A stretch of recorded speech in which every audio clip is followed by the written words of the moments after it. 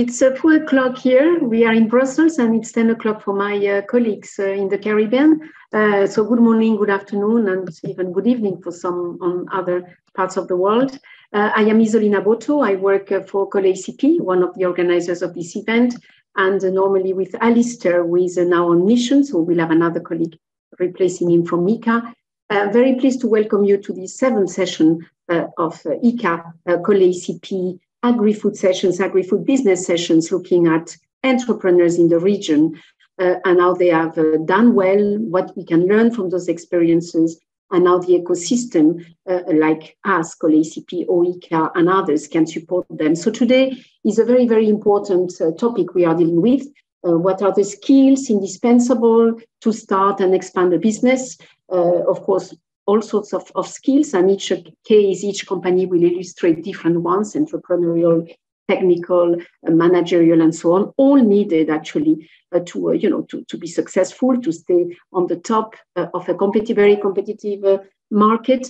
And of course, we also insist from both organizations and partners, we want still to contribute within these successes to promote sustainable and safe food, diversification, of course, green economy, and adopting, sustainable practices, be through social or environmental certification and others. As we will know from COLEACP DG, Jeremy, who is already with us. Good morning, Jeremy. At the end of the session, our COLEACP and IICA can also support. We have many integrated, very holistic program in support of entrepreneurs. And we can then follow up, of course, bilaterally with some of you. And we just had with IICA, also led by IICA actually, a virtual trade fair just last week, where also, the entrepreneurs and businesses can meet new markets, new buyers, etc. So without a major delay, again, very happy to have you all here, and from different parts. I see still our colleagues from Africa as well, very active. Thank you for joining us. But without major delay, I give the floor to my colleague from IICA, who will moderate this first part. Is Dino Clayde. He's the Agriculture and Extension Technical Officer at IICA Suriname delegation. So IICA office, that IICA has offices all over the countries in the American continent. He's agronomist.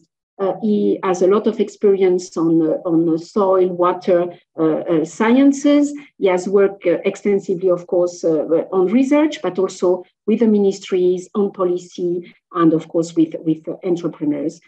He coordinates the technical work with IICA on water-related issues, and of course works in partnership with many organizations, but he's going to tell us more. So please, Dino, thank you very much for having joined us. The floor is yours. Thank you very much, Isolina. I hope everybody can hear me. Warm greetings. We can hear you very well. Greetings from Suriname. And with any further delay, I would like to present the first presenter, which is Mr. Norman McDonald out of Linstead Market, Jamaica. He is the founder and executive chairperson or chairman of Kanko Latitude, has over 37 years experience in senior management positions, both in private and public sector. In his private capacity, he has owned and operated manufacturing companies in the furniture manufacturing, roof manufacturing and installation, and food processing industries. He has also owned and operated companies in real estate development, project management, business consultancy, and business facilitation. In his public capacity, he's worked as manager of market and industry research at Jamaican Development Bank, the JDB. He has also chaired housing development companies for the government for 17 years and served as board member of the Jampro and Factories Corporation of Jamaica. Mr. McDonald holds a Bachelor of Science degree in Industry Chemistry from the Howard University, Washington, D.C. in the United States of America, and an MBA, Master of Business Administration from the University of Pittsburgh, also in the United States. I will ask the presenter to get the presentation prepared, share it full screen with the audience, and I will also ask the audience that during the presentations, all the microphones be on mute and also the cameras so that we can make full use of the internet signal. The floor is yours, Mr. Norman. Good morning, everyone. I had advised that I will just be talking. I didn't have enough time to make my presentation available to the group. So you're just going to have to put up with me for maybe 8 minutes or so.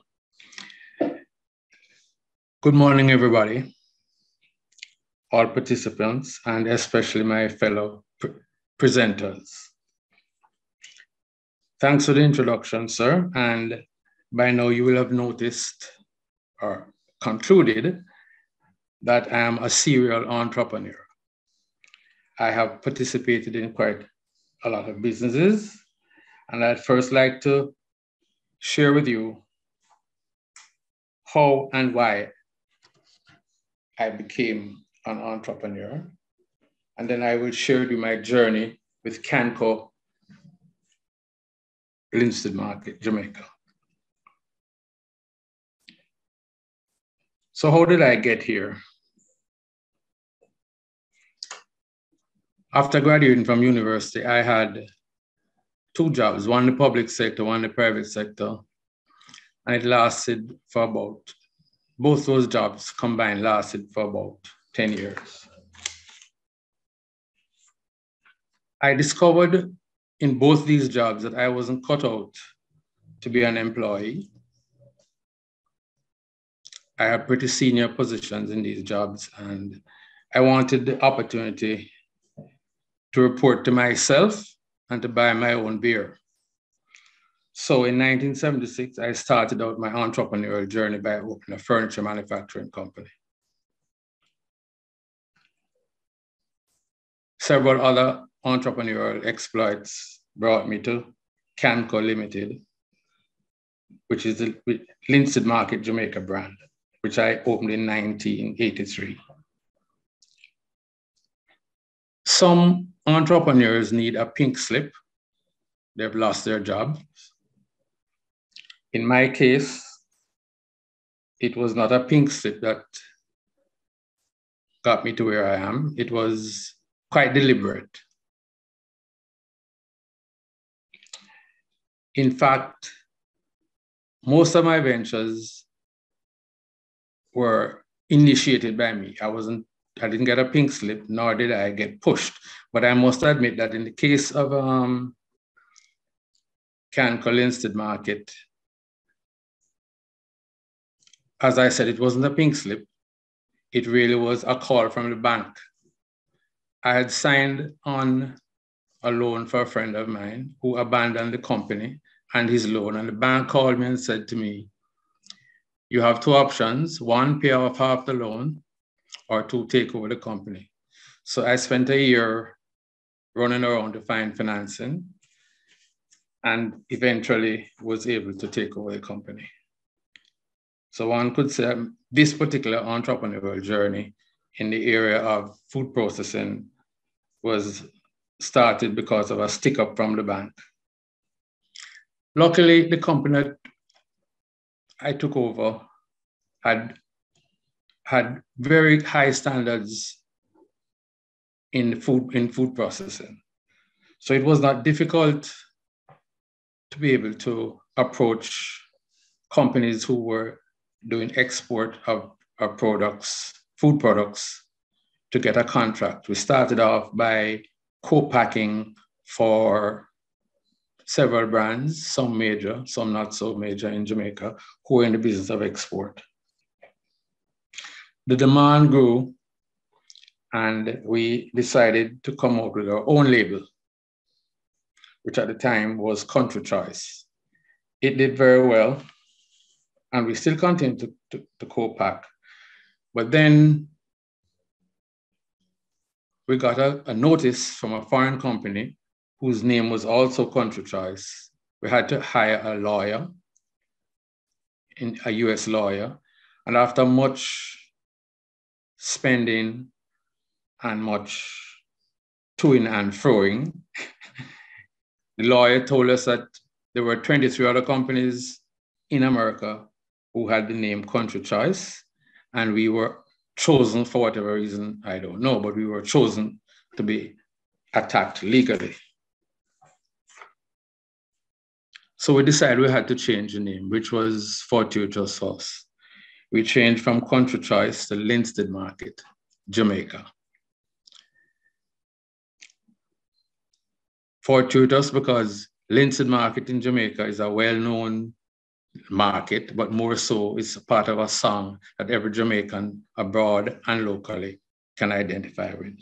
That move alone, I think, gave our, apart from the good products that we did, that name alone, I think, added great value to the company. I wanted to get back to standards. As I said, the company that we acquired, or were forced to acquire, had very high standards, so it wasn't difficult to get into export, albeit through intermediaries who had brands. But that came in very handy later on. So if you're going to be doing food and you plan to export, or for that matter, sell locally, the whole idea of standards is very important.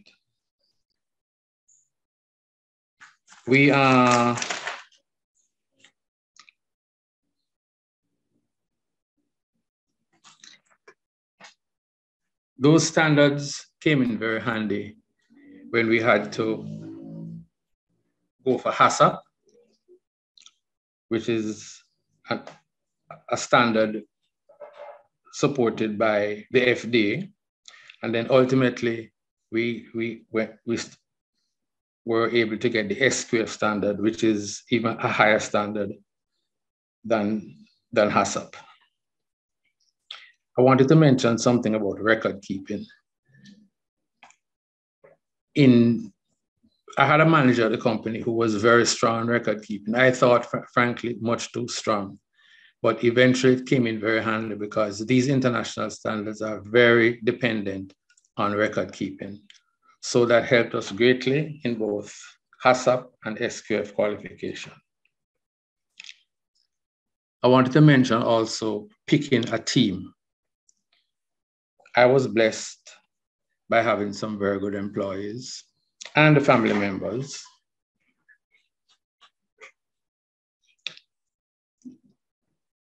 To help me along the way in this whole process.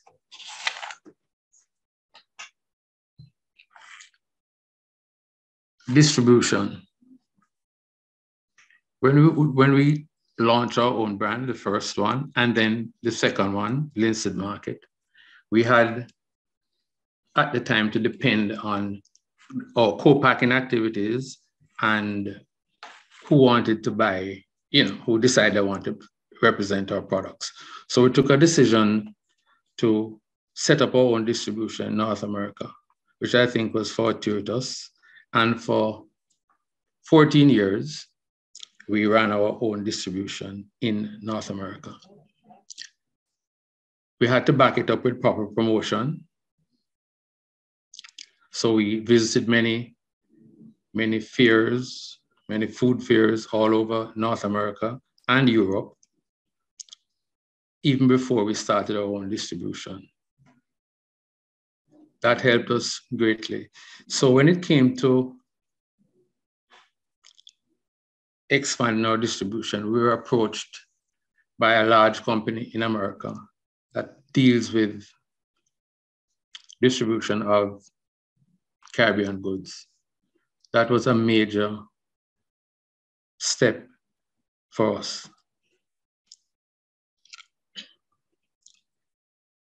I wanted to say something about entrepreneurship. Mr. Norman, When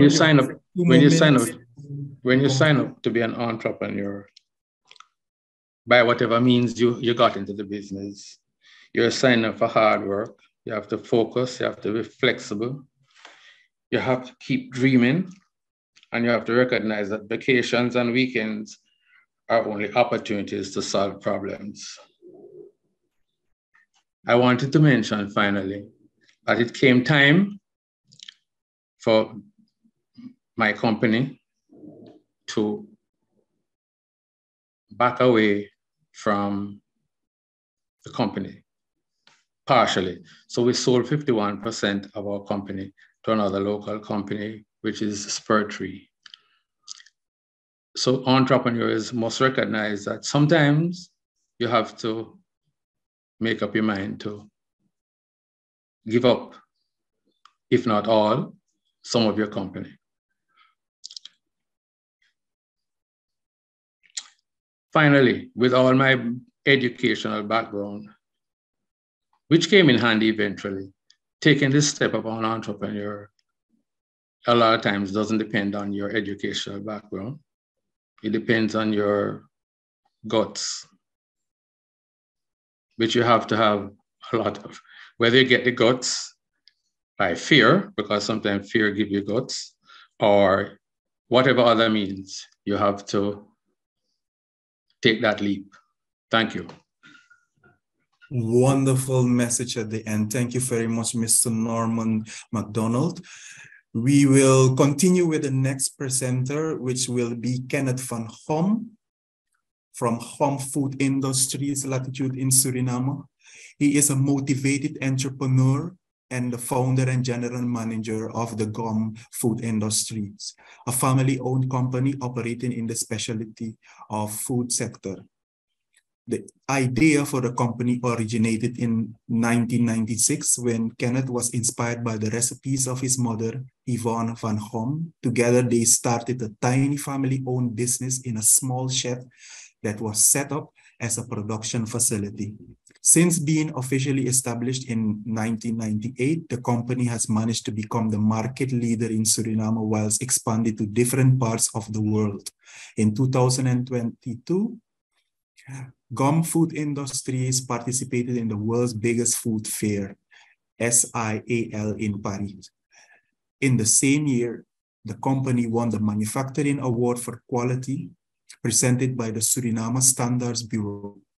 With previous experience in the export of local products to the Netherlands and the Netherlands Antilles, Kenneth knew the export development was the solution to poverty reduction in Suriname. Today, he oversees the day-to-day operations and manages the workforce of GOM Food Industry. I would like to ask Mr. Kenneth to get his presentation, if he has one, to get it ready. And you have exactly 10 minutes to present to all the participants. You have the floor. Go ahead. Thank you so much for the introduction. I hope everyone can see my slides, my presentation. Yes. Okay, thank you. Once again, thank you for the introduction. My name is Kenneth van Gom, as said. I'm the CEO of GOM Food Industries in Suriname.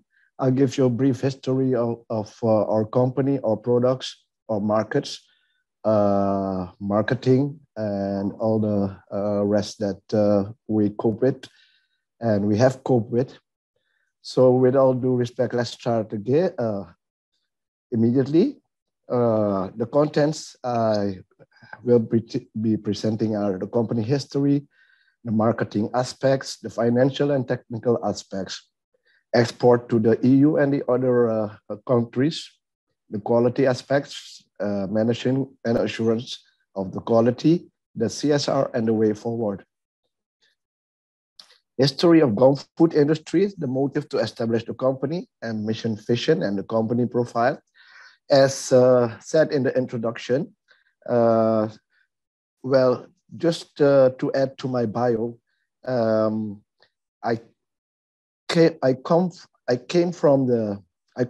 originally come from the airline industries in Suriname, where I've been working for over 8 years for the national carrier. While I was working with the national carrier, and even before I went to work for the national carrier, just like Norman mentioned, it wasn't my plan to continue and be working for a boss, because there was always an eagerness of entrepreneurship. At the moment that I was working with the national airline and doing my marketing study, I was also exporting local products from other producers. Even before I had my own company, I was doing some export with local products such as condiment sauces, peanut sauces, seafood, live tropical fish to EU and to the Dutch Antilles. So we know the potential, we knew about the potential for exports, especially in time that we had a downfall of the local economy. Lack of foreign currency was hard for everyone to get some, being able to get some low foreign currency, being able to import. So there was availability of recipes also.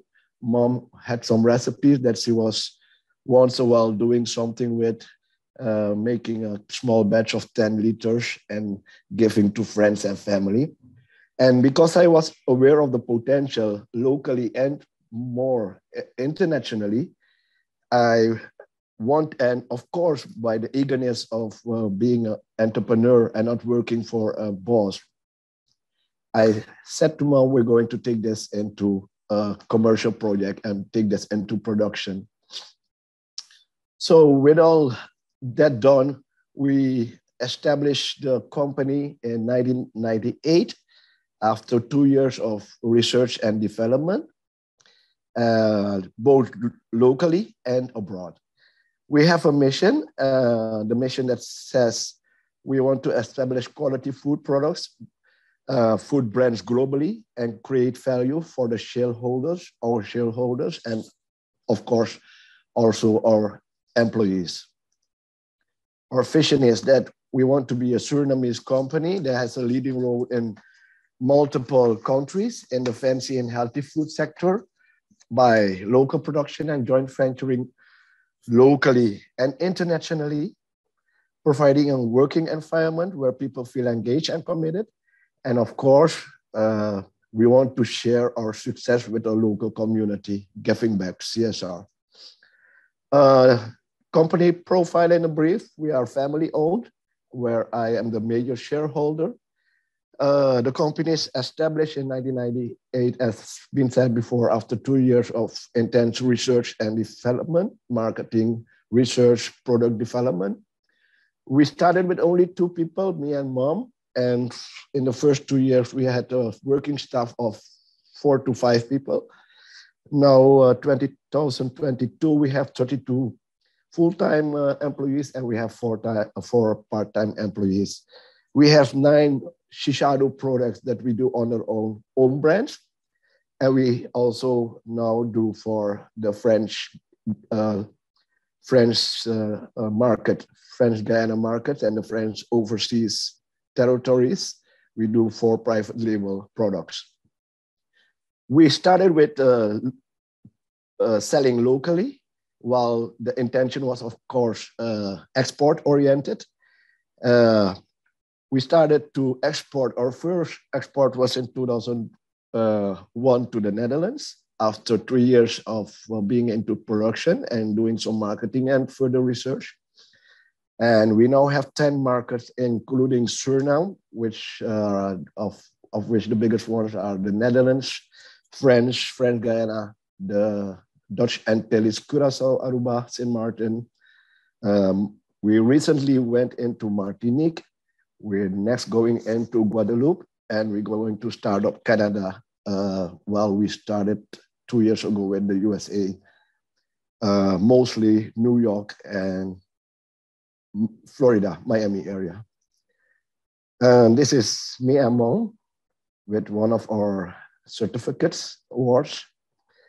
And just to give you a background on the brand name is called Shishado, which consists of the 3 names of the first 3 grandchildren from the recipe holder, my mom. So her 3 grandchildren, of which one is mine, the daughter, Shanir, Shakil, and Donovan. So we made a combination of those 3 names to make the brand name. And also the brand name gives you an idea of the growth of the company together with the growth of the children. Just to give you an idea, because of the growth, we had to go to a new factory. This is the old factory that actually was commence on the premises of our parents' house. But knowing that we had to expand, we started building a new factory in 2017. And in 2019, we started production in the new factory, giving us production capacity expansion of over 300%. Just to give you an idea of the new factory. The marketing aspects and the research and development are very important, and those are mostly what our company is based on. We do a lot of marketing, and we think marketing is leading the way forward for our company. We have done extensive market research in different areas, different countries, territories. For instance, in 2003, we did by assistance of the Caribbean Export Development Agencies, we did some research in Caribbean markets, Trinidad, Antigua, Curacao, Barbuda, Barbados. We participated in numerous fairs as both exhibitor, also as visitor, just to see what's going on, just to know what's on the market, and just to compare your products with others. So we did fairs both as exhibitor and sometimes as visitor, just to look around. We did numerous workshops locally, internationally, seminars, business-to-business missions. And one of the thing we did a lot on, we spent a lot of, and also a lot of finance, was the market entry strategies and the promotions we did together with that on all the markets we operate in. We have done extensive research and development of new products. For instance, also we do the private label, and we're next going to do contract labeling as well for partner importers. Also very important, we've done a lot of intellectual property, trademark registration in all the markets we are in.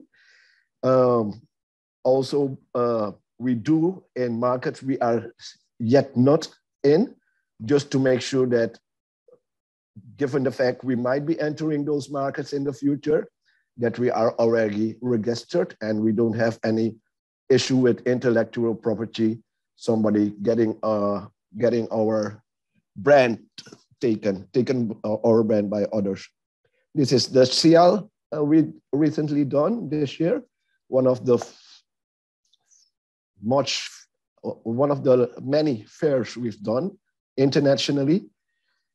This is some to give you an idea of our products, the 9 products we are doing now. They are all soy-based marinades and sauces, and 1 pepper sauce. And just to give you an idea, next to our own range, you see the 3 labels with the private label we are doing now for the French market, which will be expanded also.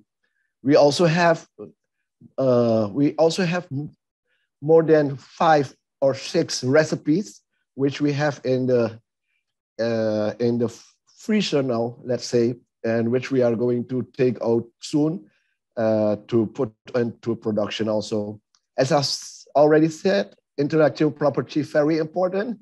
We ourselves got issue with intellectual property counterfeit issues in Suriname more than 10 years ago. There was a Chinese gang that actually counterfeited our products and copied the labels, and they were bringing our products on the market locally, and we're also trying to export our products, the counterfeited products, I must say. So there was a big issue.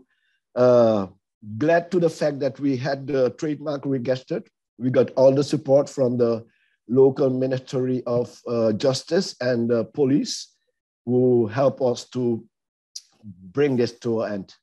As for the financial and technical aspects, funding at first, yes, funding and family capital, local banks. We got grants and technical assistance from international organizations, and we did a lot of consultancy with help of international consultants.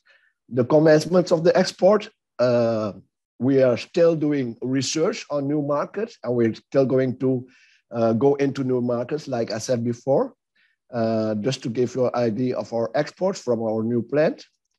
We have ISO certification lately. We received the ISO 22000 food safety system. We got our quality awards locally for manufacturing and growing green. We give back to the community, CSR commitment. We are very committed to giving back, respect for people and nature, promote healthier lifestyle. We're now researching and have developed healthier products with less sugar, less salt, and healthier ingredients to put in the markets. This is 3 times consecutive, 3 years, getting the CSR award locally.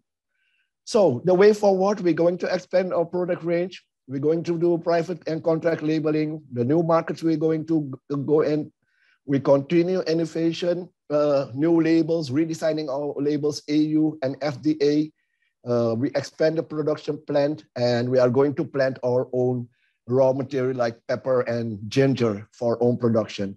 And at the end, to conclude, as I want to say, in a land of different races and cultures, there is a taste that brings them all together.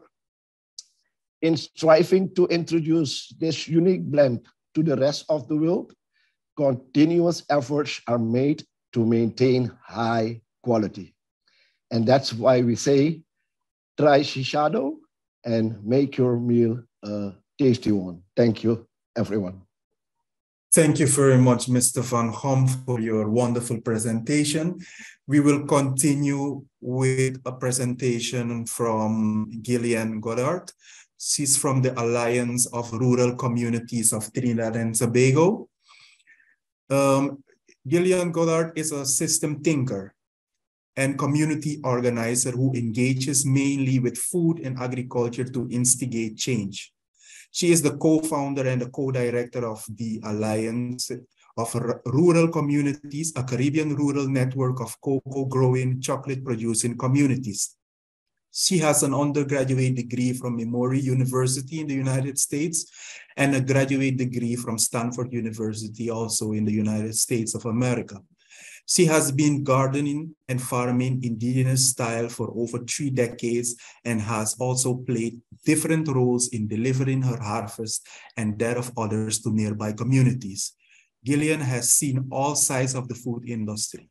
She has started a zero-waste organic lackover vegan cafe in Port of Spain, led raw food retreats in Miami Beach, United States, forages regularly in high desert West Texas, and convened a global Pan-African chocolate collective. For the past several years, she has been mainly stationary in her native Trinidad and Tobago with her hands deep in cocoa, chocolate, and all plant friends that surround them.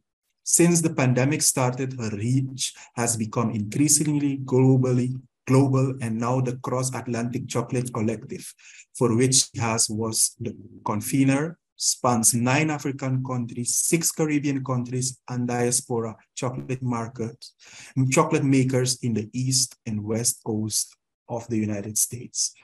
I want to welcome you to listen to the presentation of Mrs. Gillian. Are you ready? Yes, here I am. Good morning, good afternoon, and good evening. I think we have people spanning the globe. So thank you for being here and for your attention.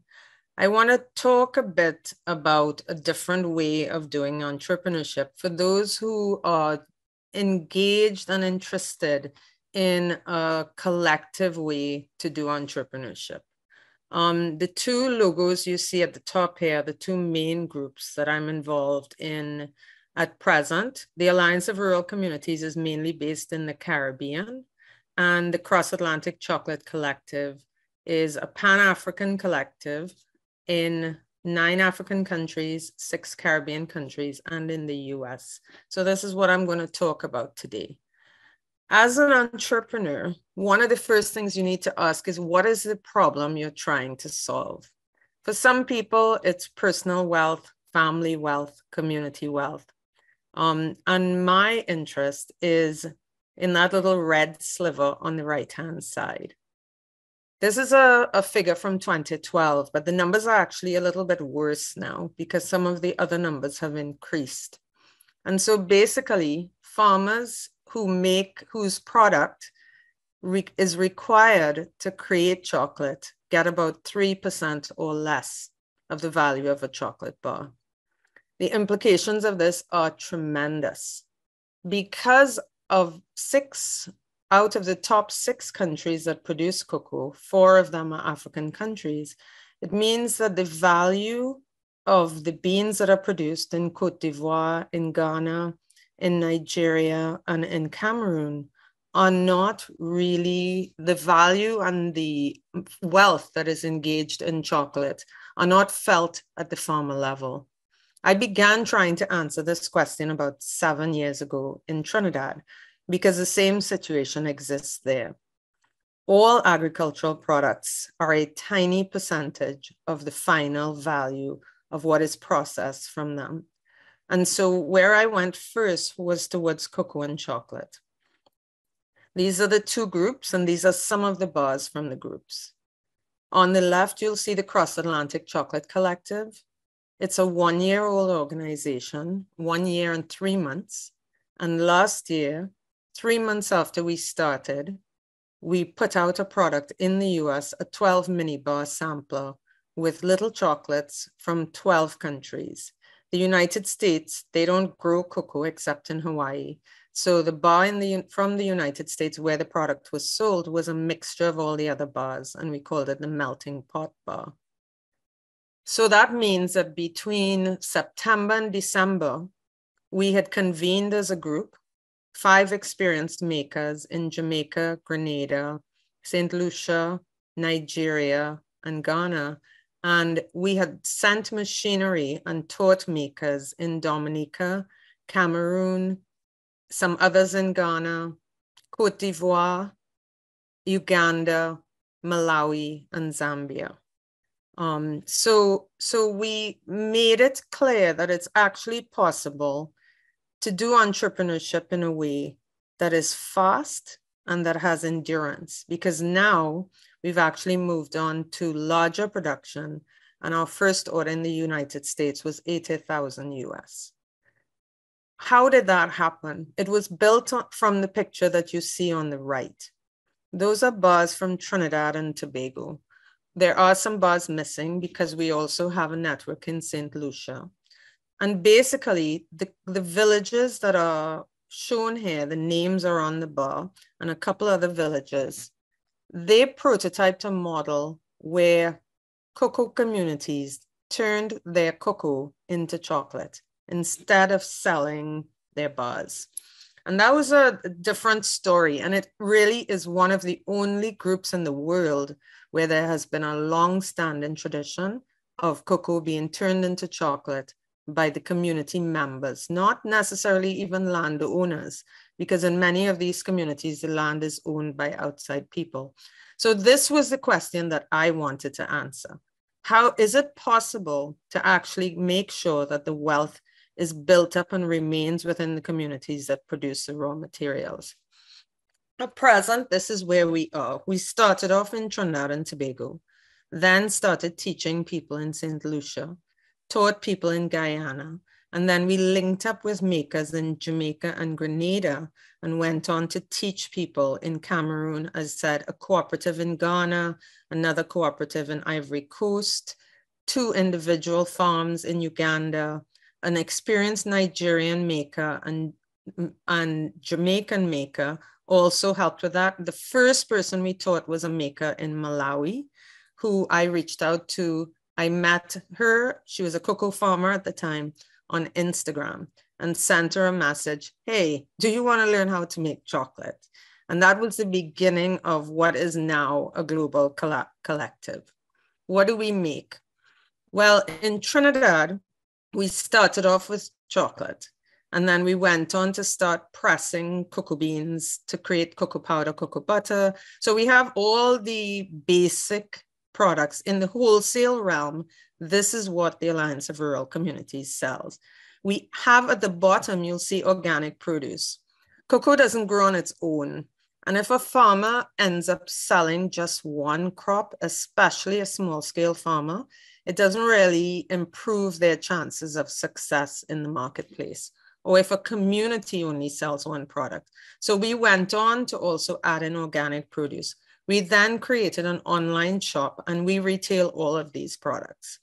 The organic produce is what kept us going in COVID, because during COVID, all of the things like tourism and distribution to supermarkets just plummeted. And our produce delivery, which also includes body care items, coffee, regional dry goods, catered items, and some imported items, went up from a delivery once every 2 weeks to every week to twice a week, and replaced all the revenue that we had lost from cocoa and chocolate. As a result of working together for all these years, ARC also produces these services. So we do training, help people with their branding, distribution, marketing, quality control, chocolate tours, which was really, cocoa tours were like 35% of the revenue before COVID. It's still not back above 5%. We do financial literacy training, emotional literacy, advocacy, and research and development. Cross Atlantic is 1 year old. So at this point, it's mainly doing these wholesale products, including chocolate bars. What are our internal challenges? When you're doing entrepreneurship on this scale, you're really talking about a group. But in a sense, once you have employees, I would say that the main challenges you have are internal challenges. In our group, we have diverse positions on race, class, and gender, which leads to different experiences and different beliefs. What I have noticed is that the Alliance of Rural Communities, we are very tight. We have become friends, we support each other, we watch each other's children. There are about 200 of us spread throughout Trinidad at present. And in that type of group, the diverse positions have more potential for conflict. In the Cross Atlantic Chocolate Collective, most of us have never met each other. We met on Zoom. We taught people how to make chocolate on Zoom. We made the arrangements for shipping the equipment on Zoom.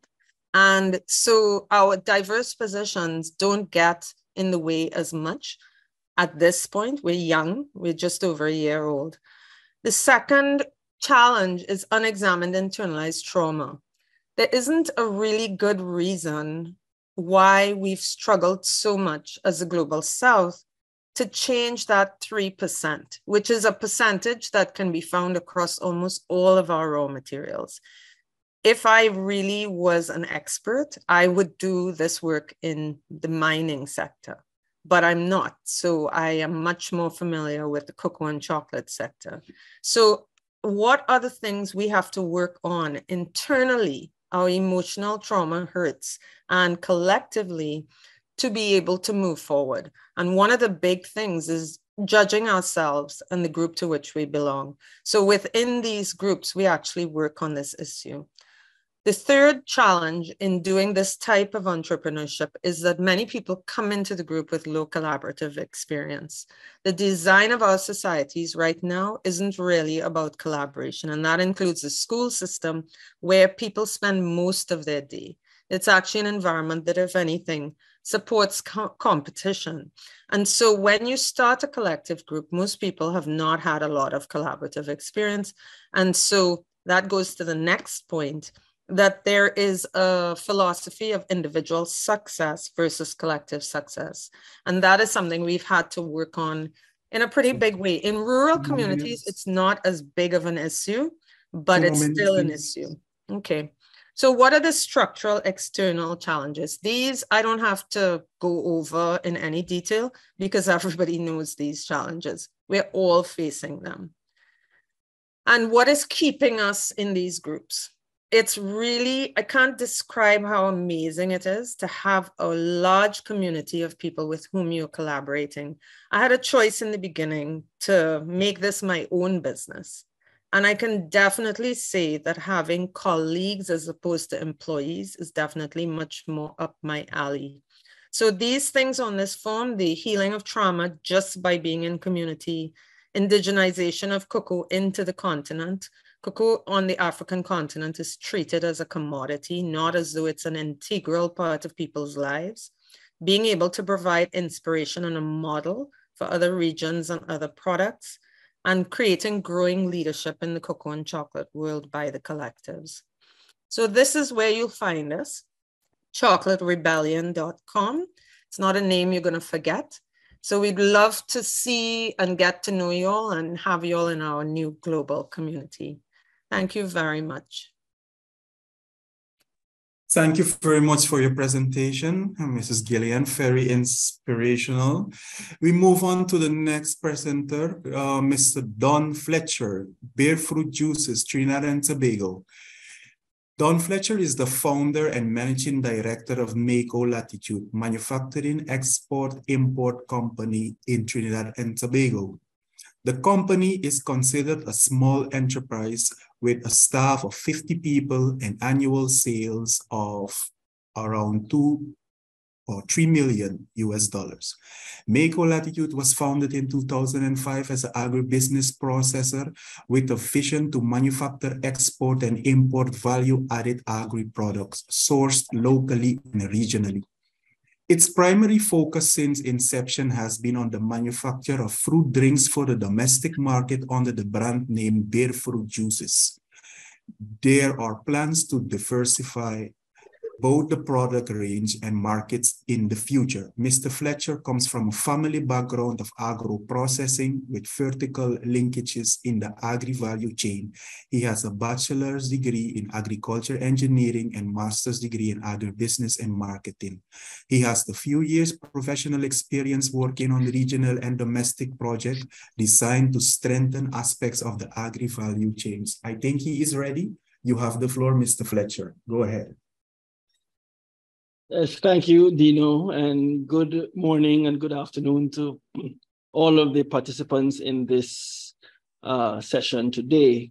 I want to thank you for inviting me, and I hope that I have assumed the kind of participant correctly, because I have tailored my presentation as a quick synopsis of my own experiences to date, with a view to guiding and or inspiring either young entrepreneurs or entrepreneurs who are thinking of getting into that whole line of career, that whole career line.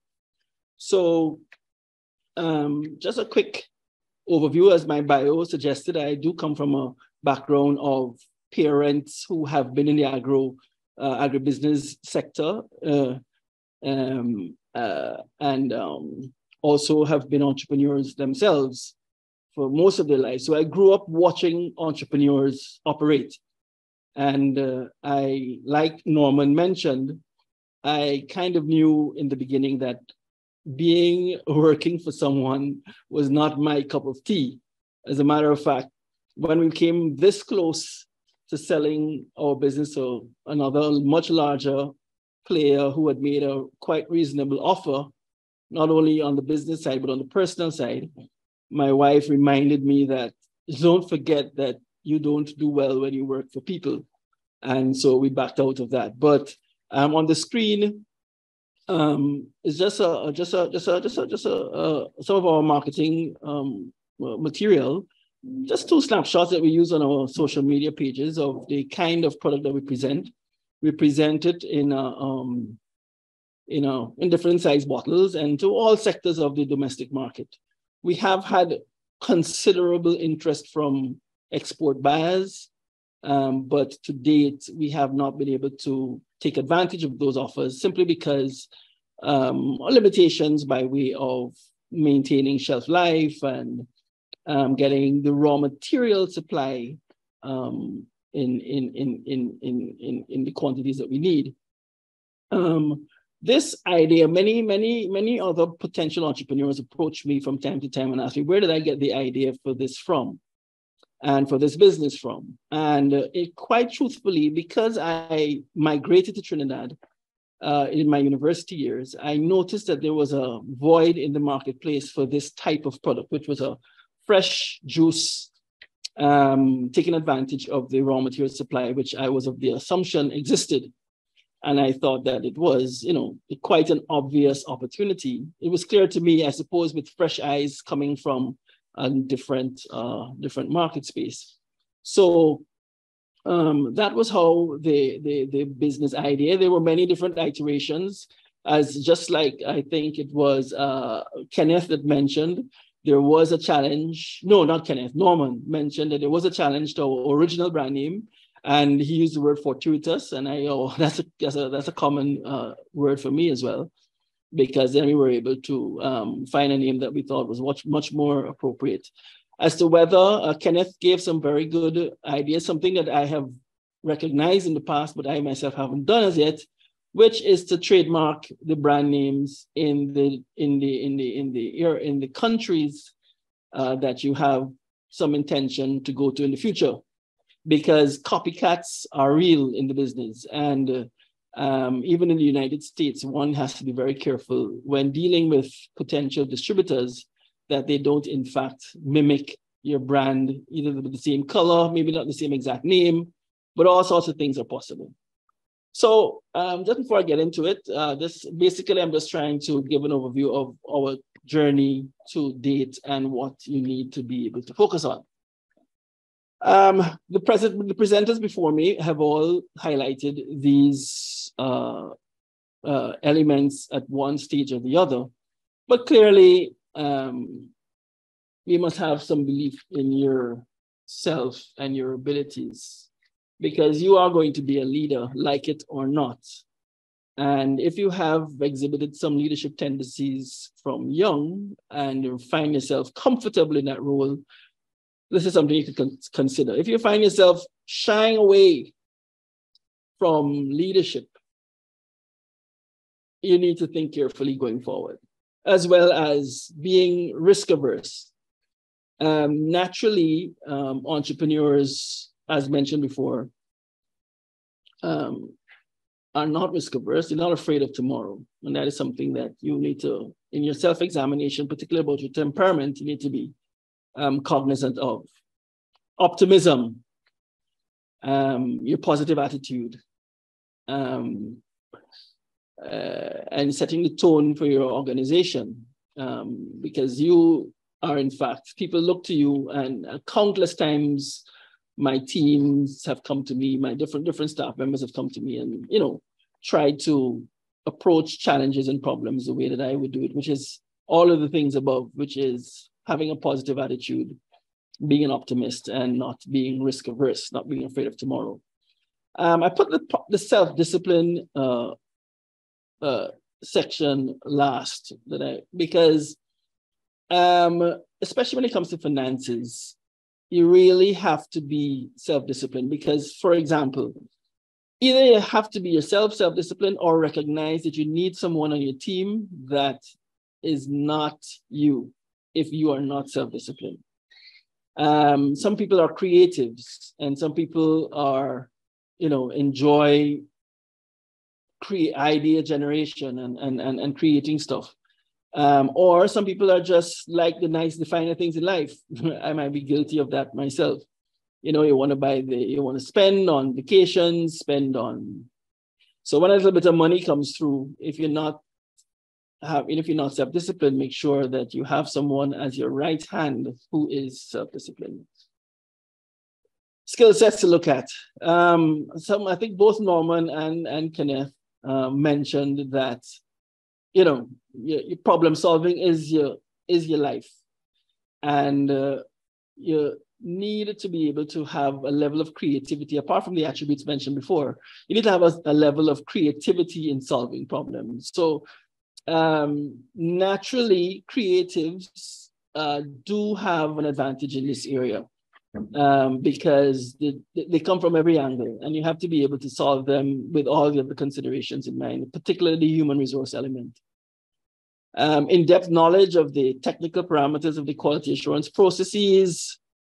You need to understand the product that you're going to get into, and you need to spend some time understanding. For me, because I did engineering as my first degree, and because I had a background of listening to my dad articulate on what was right and what was wrong with respect to quality assurance, I had that advantage going into the business. And then doing an engineering first degree and then a marketing and business second degree, concepts such as the value proposition, clear understanding of your product's value proposition and your ability to deliver to customers, the unique selling advantage and so on. These are things that you have to focus on and be able to make sure that your strategies that you employ going forward are in line with those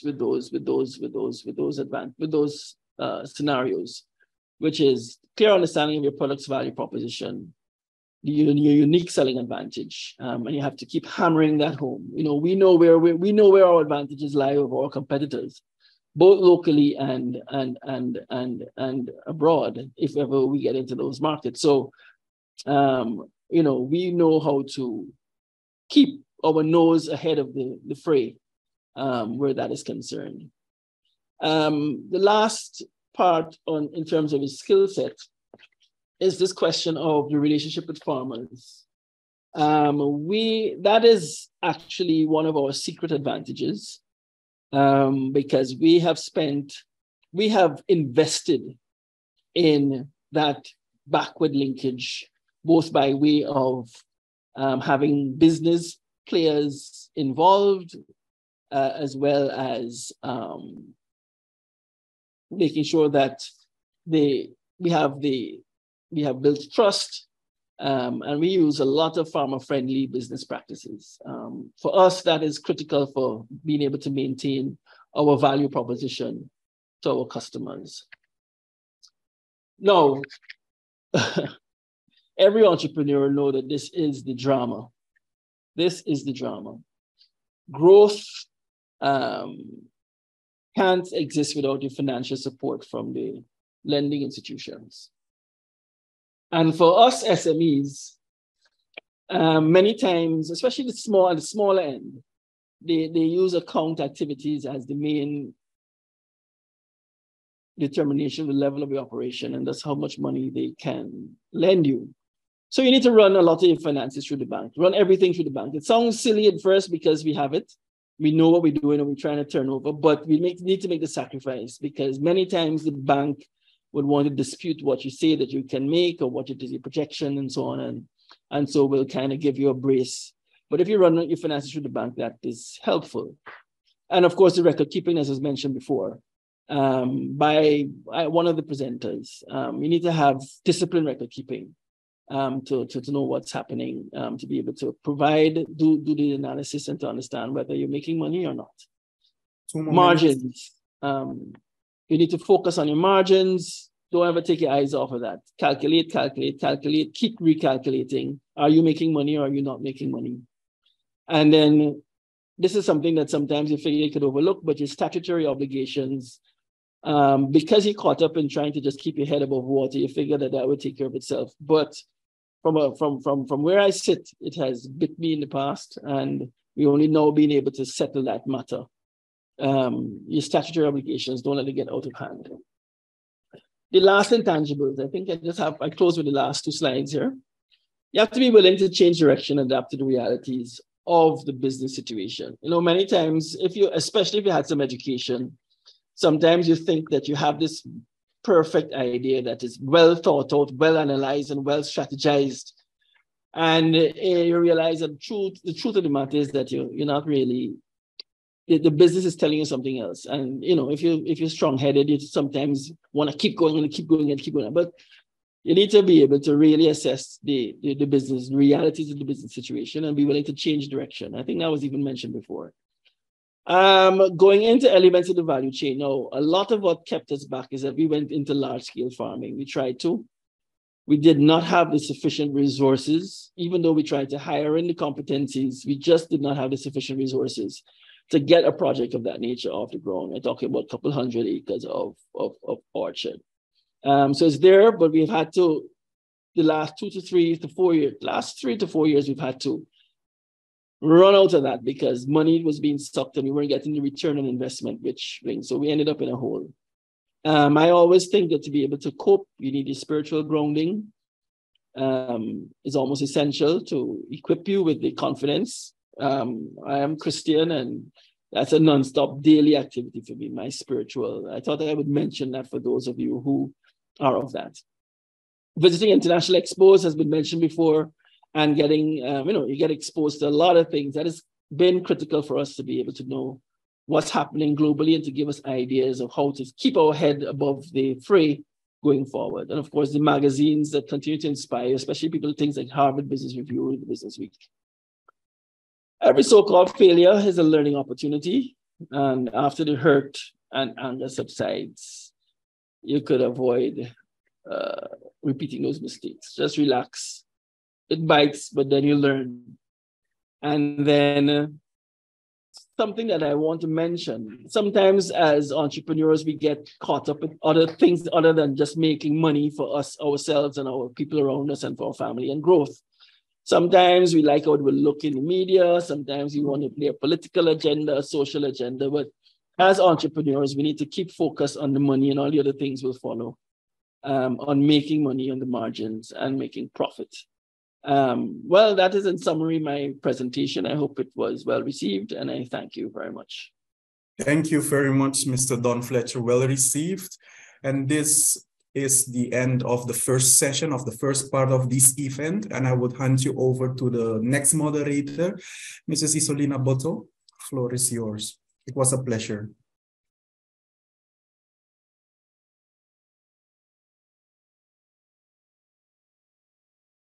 We cannot hear you.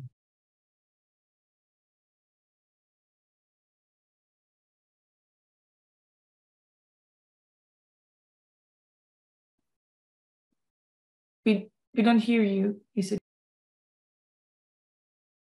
Turn on your microphone. We cannot hear you. Maybe try to plug and unplug the headset. Can you hear me now? Yeah, it's good. Yes. Okay, sorry for that. Yes. Thank you very much, Dino, for great moderation and really management of time. And thank you very much for all the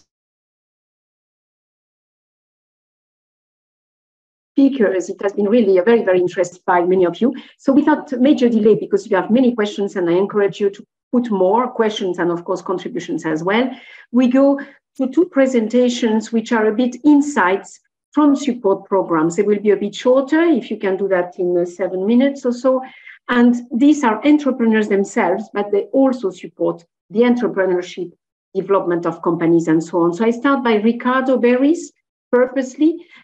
He's born and raised in the Caribbean. He's really an entrepreneur, speaker, investor, mentor, and coach. He has more than 20 years of experience in entrepreneurship, business development, market technology, and business. He has founded various companies on mobile and internet solutions for SMEs in the Caribbean and the USA, which is a critical part as well, and a commerce platform for purpose-driven brands. So he has a lot of experience, and please, Ricardo, thanking you for being with us.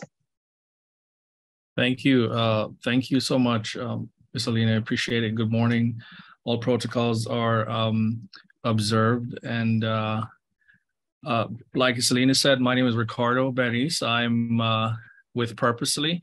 Today, I want to share with you a little bit about Purpusely and what we do and how we can provide support to entrepreneurs in the region for your ambitions to enter into new markets like the United States.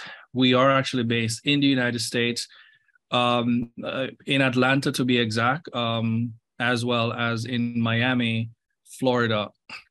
So Purpusely really is a multi-channel platform for the global commerce community that is empowered by cause.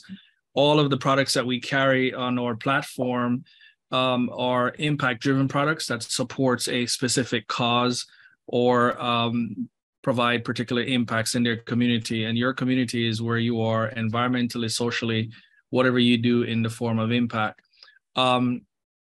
Purposely was really born out of the need to really help to alleviate the injustice in the e-commerce space. And we want to do that by empowering small creators who have products that they're making, beautiful products that people will actually purchase, which is very, very important from anywhere around the world.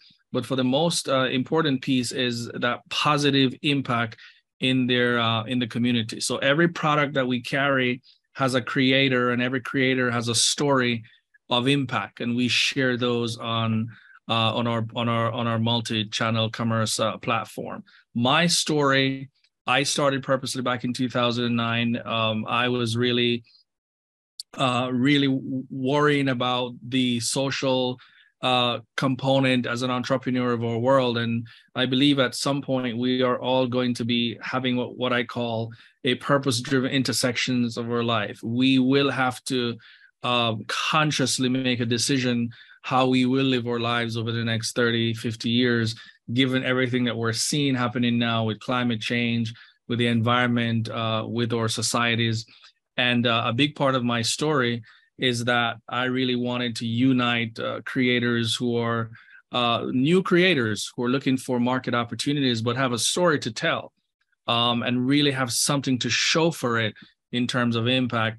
And so I created Purposely as that new immersive platform to really bring together these conscious consumers who are asking at the POS, what is this product that I'm purchasing doing for me, for my society, for the environment? Is it sustainable? Are we helping to alleviate any kind of challenges that our world has? And so I really wanted to focus on the conscious consumers and the underrepresented purpose-driven brands from across the globe to really create a stronger social environmental impact. So we are really an environment for that. Purposely has a huge opportunity, and that huge opportunity is to help to alleviate that injustice in the e-commerce space. So there are lots of giant marketplaces and spaces out there that has really made it difficult for a small scale purpose-driven brand or creator like some of you guys to really stand out through your mission to really highlight the impact that you're actually making. And there are lots of overwhelming selections of mass-produced products and that are really impersonal. And so we really wanted to be different. We really wanted to create an environment to allow you to shine through the alignment of causes that you're supporting, as well as the social impact that you're making. So this is who we are on Canvas, where we connect you as a creator to conscious consumers who are based in the United States. And of course, Canada. We have fulfillment in Texas, in Atlanta, in Miami, that we actually house our products for creators. And we basically pack and ship those items from here. All the products are listed on our platform. Your stories are being told on our platform, and we share those into the community. One of the things that I want to mention is that our cause wall, which are designed for champions. A lot of you work with nonprofits or charity organizations that you're working with, partnering with to make a difference. We invite these nonprofits and these charity organizations to list themselves on our cause wall, which is almost sort of like a red carpet affair for them. It's totally free, but we really want people to see what they're actually doing in terms of the causes that they're championing and to alleviate. And so whether that's to eliminate poverty, whether that's to create fair wages for farmers or create equality among girls or young women, women empowerment, etc., all these organizations can then enlist themselves on our cause wall at no cost because you are actually working with them. So that's an important piece of or highlights in our platform.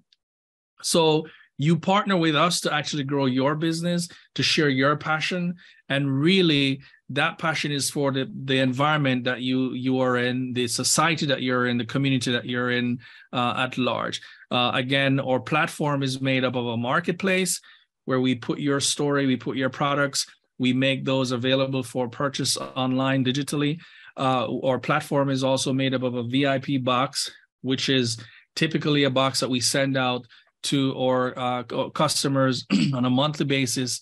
And we also do a sample box that features you. Oftentimes, when you are a small creator or you have a new product, people don't know the product, and we take a lot of samples. So if you want to get involved with us, we ask for samples, because samples are a way to the consumer's heart. And if they can try it, if your product is as good as you say it is, and once they try it, we certainly are confident that they'll come back for more. And that's really when our entire ecosystem kicks in. We've got a pop-up shop network as well, where we provide live discovery and connection experience across the areas in which we serve. Right now, it's actually in the Atlanta area, Miami area, and we're opening up this area in Houston to be able to have a real-time engagement, allowing people to try your samples, test your products, and actually purchase, but most importantly, give you feedback on the products, so that you can work on improving them. And we talked about the cause wall already,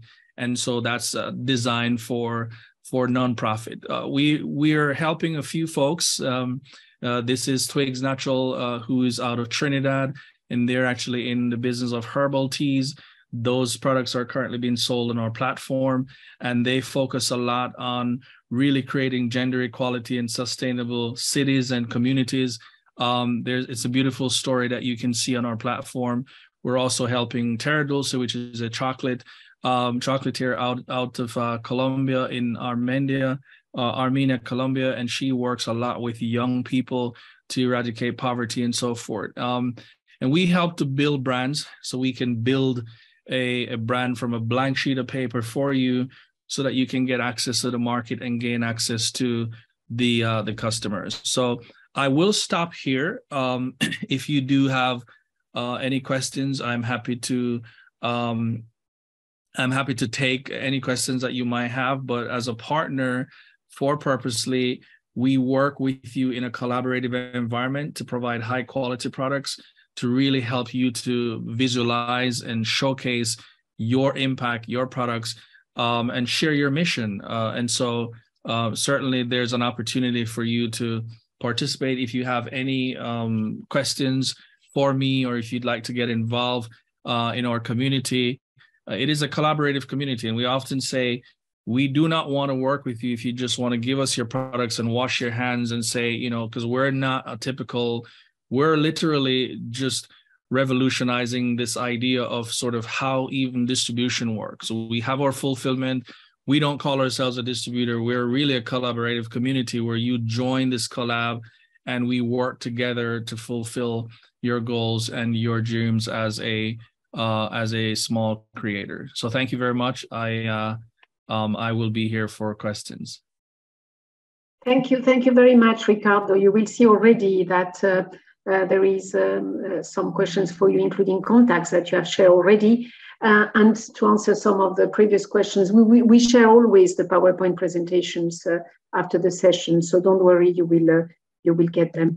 Very interesting points. We get back to that, Ricardo, and very important. And I recognize from the previous sessions some companies that we feature in our IICA-COLEACP sessions, like Twigs Naturals and others. And it's really branding. And I like very much the consumers as well, the consciousness, which is critical. So without major delay, our last panelist today before the Q&A, so I encourage you to the last questions you have. This is Keith Flett.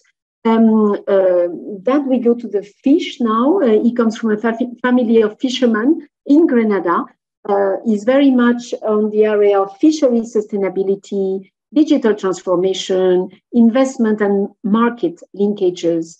Basically, he developed very young the first already a business specialized in predicting market price movement for clients involved in seafood procurement and buying and selling fish in a very, of course, because it's very fresh, extremely short supply chain, which has its inconvenience as well and challenges, and some of the electronically traded contracts procurement, for multiple different seafood products. But he will explain to us now a bit that part, which is complementary to the very various, and different dimensions the previous companies have shared. Are you here? Yes. Please go ahead, and thank you very much for joining. Thank you so much for inviting me. I'll share my slide or my my PowerPoint here. So I'm going to focus on our project in Grenada and give a little bit of context of what we do. So I represent a company called One Skip Fisheries Development. We are a technology company at its core, but we build infrastructure for tuna processing and processing other seafood species throughout the Caribbean. I come from a family of fishermen in the United States. I've been involved in the seafood supply chain as a serial entrepreneur for my entire life. Me and my two other business partners started this company about 6 years ago when the World Bank asked us to go and start evaluating the Caribbean and how well their fisheries are performing. So what we've done is we've created an interesting model of shortening supply chains and getting direct market access for fishing cooperatives throughout the Caribbean. We started our pilot project called GNext, or Grenadian Next, about 4 years ago. And GNext is a special purpose vehicle we've done in collaboration with the Guava Fishermen Cooperative and the Carriacou Fishermen's Association in Grenada. So what we've done, which is different, is we've created one of the shortest seafood supply chains in the world. And how we did that is through something that we call order routing, digital order routing. We also implemented the first sushi grade tuna loining facility in the Caribbean that's operated to SQF, which is Safe Quality Food Standards, Code 9, to sell direct to retailers and restaurants in the United States. I'll explain a little bit more how the technology works and what we do, and a little bit of the structure of the projects that we use. But basically, we're a group of entrepreneurs to support entrepreneurial fishermen to export their own product. And we do that through our technology. So we're also have this all wrapped in triple bottom line impact, which I know is a big buzzword, but in environmental, social, and economic development of the communities in which we work. We're overseeing the first tuna fishery improvement project implemented in the Caribbean. We've been involved in 3 successful ones in the Pacific Islands, and we're excited that the tuna fisheries in the Caribbean are going to be looked at a little bit differently in the marketplace. So a little bit of our history. This model was created from a FPI assessment, which is a fisheries performance indicator assessment that we did for the World Bank via GEF funding about 5 years ago in Grenada, between 5 and 6 years ago. And since then, we've raised over $1.3 million in public and private financing. One of the things that we do as a facilitator of entrepreneurs is we actually help invest. We invest as a private entity in the companies that are co-created, specifically around including fishers in the supply chain. There was somebody speaking just before about how mitigated the profits are from the actual producers in value chains, especially in export value chains. That's something that we have seen throughout the world. We look at it as a very special case in the Caribbean, where the actual producers are very, very mitigated from the supply chains and very mitigated from the profit margins within. So we've set up a company that is really disruptive at the core, because what it does is it takes those profit margins that are being made elsewhere and the value that's being created elsewhere and bring it back into the country through what we call micro-processing facilities. So since we've done this, it sparked 3 new projects in St. Vincent, St. Lucia, and Barbados. We also are working in St. Helena in Indonesia and a few other countries outside the Caribbean. But we've really emphasized our work through developing the first impact loan program, where it allows us to invest in cooperatives and invest in infrastructure, but divest our investment interests. So the old model of basically supply chain development is a private company comes in, they build a processing facility, and they keep the farmers at bay and they keep the fishers at bay by buying their products and keeping them out of the actual value added component of things. We change that model completely around. We go in, we invest in the companies, we help with sustainability metrics, we make sure that everybody is operating. We help manage that company for 6 to 10 years. And what we do is we divest our interest back after the money is paid back and after the sustainability metrics are met. So we're very different bottom-up growth, supporting entrepreneurs through multiple different countries.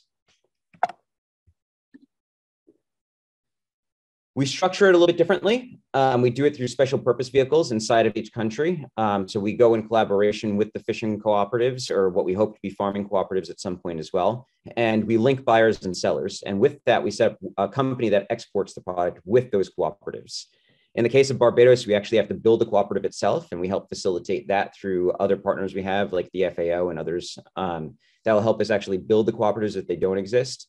But our model, again, is built from the ground up. We're inclusive, especially in Grenada, we're inclusive to all fishermen organizations and other fishers. So we are very open and inclusive to all kinds of members coming into the cooperative. And in Grenada specifically, our shareholder agreement gives back 50% of the foreign held shares back to the fishers associations if their sustainability is met and if the financing is paid back. So the secret sauce to what we do that helps us facilitate things is we have a very simple process. The fishers go out fish.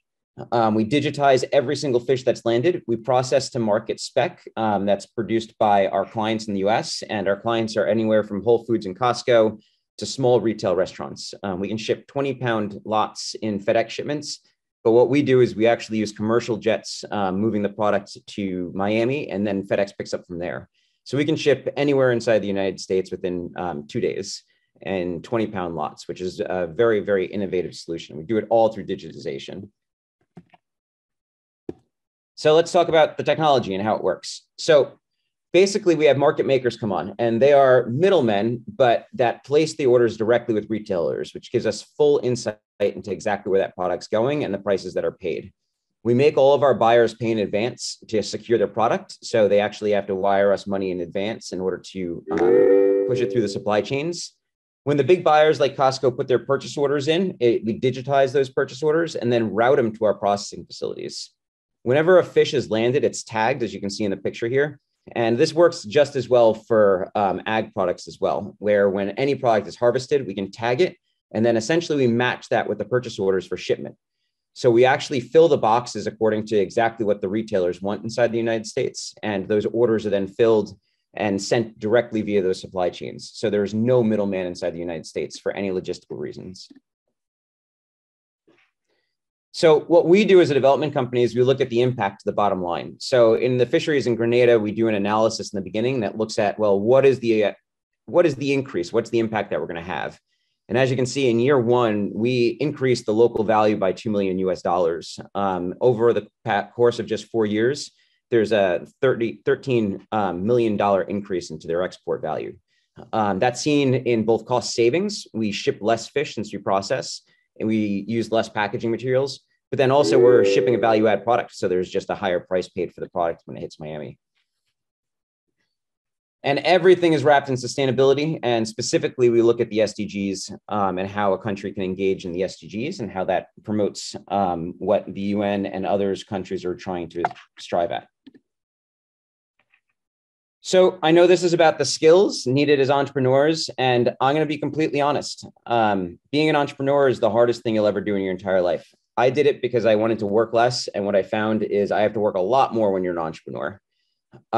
Specifically in the Caribbean, it takes a lot of courage, especially if you're going to be disruptive. And if any business is going to do well, it has to have some disruption inside of it.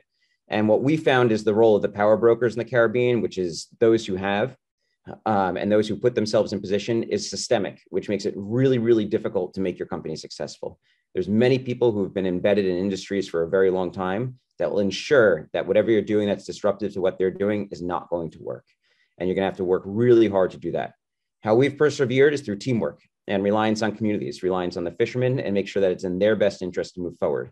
And when you do that, you'll have a voice that will enable change. Because when it comes down to it, everybody is just looking for an opportunity. I think everybody has a little entrepreneur, but I know those who are probably listening to this have a little bit more of that inside of them. It takes teamwork in order to get there, no matter what. So to finish, Kit, please. Yep. So that's it. That's all I have. Perfect. About questions later on. Very interesting and very interesting advice at the end on the base, actually, on what you did yourself and previous on what an entrepreneur needs to do. So without major delay, I mean, this part is very interesting. On the Q&A, you have been putting many comments online already and questions. Many of them have been answered. So I will give the floor to each of the speakers to add anything they want, in addition to some key questions that have come up. So the certification issue, I mean, how much, you know, it costs, how much work it does, what is the higher than SAP, and is it, you know, worth getting it? You take the question as you want. The advantages, inconvenience to externalize distribution. Of course, distribution is always a key part of the entrepreneur. The family, we have many family kind of run enterprises or started or created by family. And there are some questions about how to deal when you externalize or not, but on the family case, to deal with the companies or conflicts, you know, within the company, and how this has evolved, in addition, of course, to all the potential competitors with not always very ethical behavior that you have outside your company. Very many of the traits of the entrepreneurs, I think we have mentioned most of them that you need, but is it a kind of natural gift? Personally, I think, you know, it's all work, hard work most of the time. The other part that could be of interest to all of you to mention is the consistency on supplies. That's one of the key part as well. So I think this relates more to the relation you have with your suppliers and with your networks as well. So these are some of the ones that are not completely bilateral for some of your companies.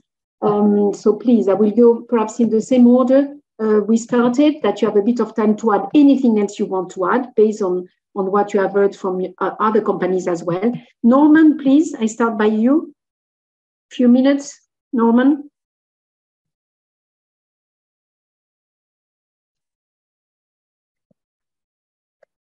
I'm supposed to be adding to my presentation. I could add that one of the things that I think we did that is worthy of mention is that we dispose of about 3,000 tons of organic waste per year. And we used to send it to the dump.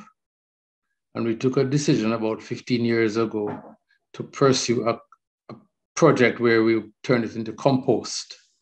So we now have a brand called EcoWells, and we have been very successful in getting into the supermarkets, well, mainly the hardware stores and certainly the gardening stores with that product. That has been very helpful. Another thing that I want to mention is our corporate responsibility activities. We support the local clinic, school, the high schools, and the sports, high school and primary schools, and the sports activities in the community. We hire about between 70 and 200 people, depending on the season that we're in.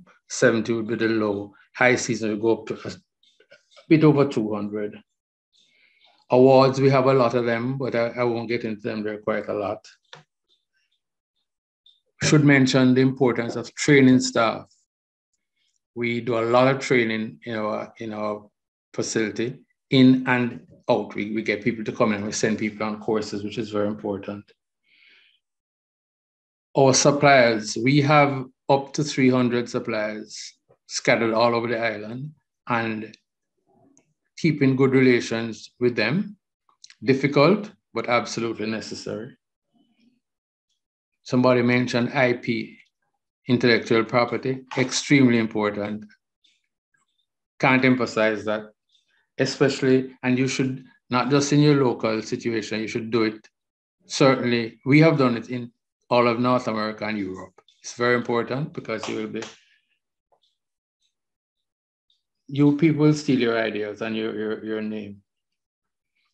What we have done also is we have included a lot of recipes. We don't just sell the product. We developed a lot of recipes with chefs, and we have people have access to that who buy our products.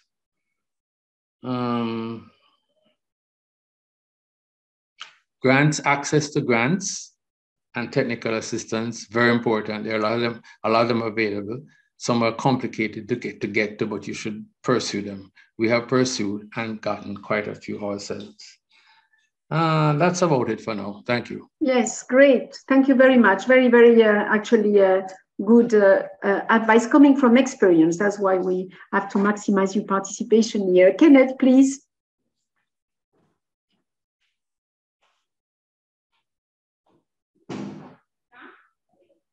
Excuse me. I had some technical problem here.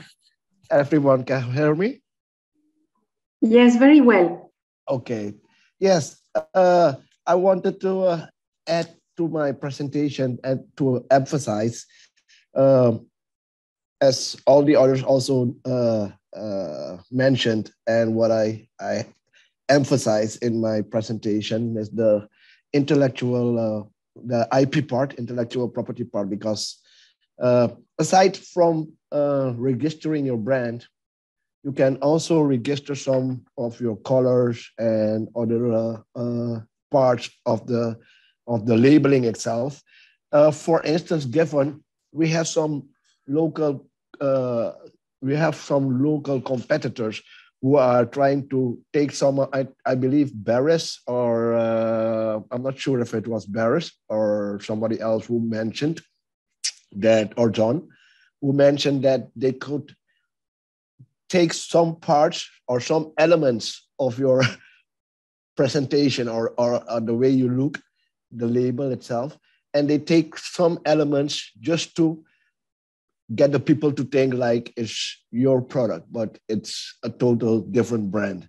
So it's very important to keep the trademark registration, aside from the trademark, the brand itself, to try to register all of the elements on your label and the way your product appears and looks like, because they will always try to find a way to steal some parts or elements of your brand or your product itself. Also, the marketing is very important. And I don't think you can enter a new market without having done extensive marketing research. You have to invest in research. Go to the Chamber of Commerce, go to the Bureau of Standards, go to the institute that does the statistics to get the figures. Go to the websites that provide information on trade statistics, so you know what is on the market, the specific market you want to enter. What are the competitors? What are the prices? Where do they come from? What are the volumes they do? So you need to get to know the market. Who are the players on the market? What are the prices? And all of these elements to better understand the market and to try to find a market strategy to enter that specific market. So the marketing strategy and marketing research is also very important.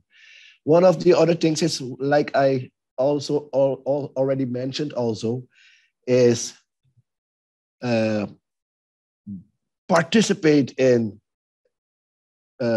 international affairs, like trade fairs, like seminars, workshop, trainings, whatever training, technical assistance.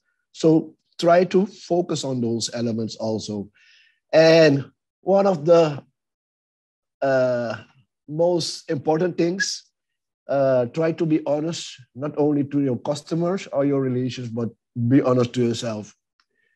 For instance, if you see that you can export to another country or enter a new market, but you don't have enough capacity, be honest and don't try to get a first order while you know you can make the second one.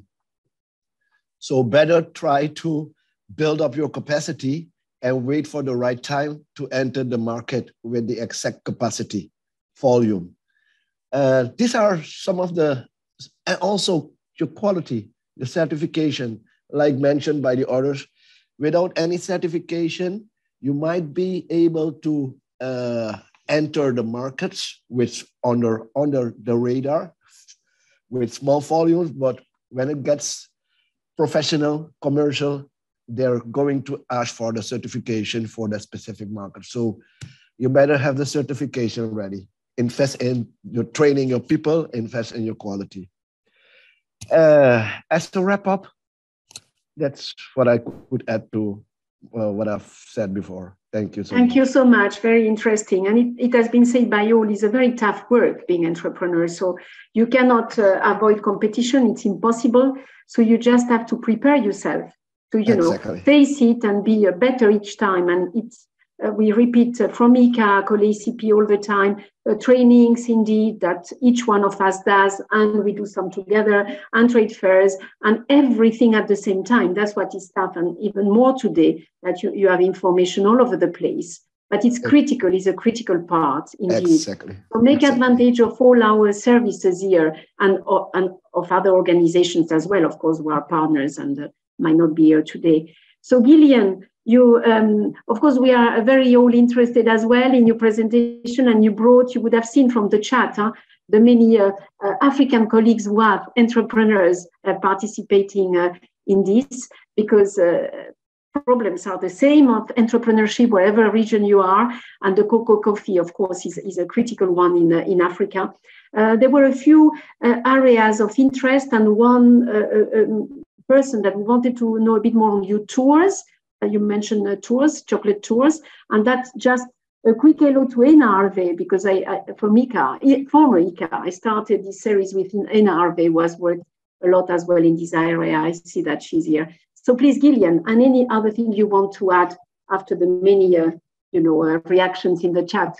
Right. So I actually put an answer in the questions about the tours, but what I want to do is show a quick slide, because this is, I want people to kind of take a look at what collaboration can look like, because I think, the future is really unpredictable, right? We have a system that's been designed very badly, including the movement of food and the production of food.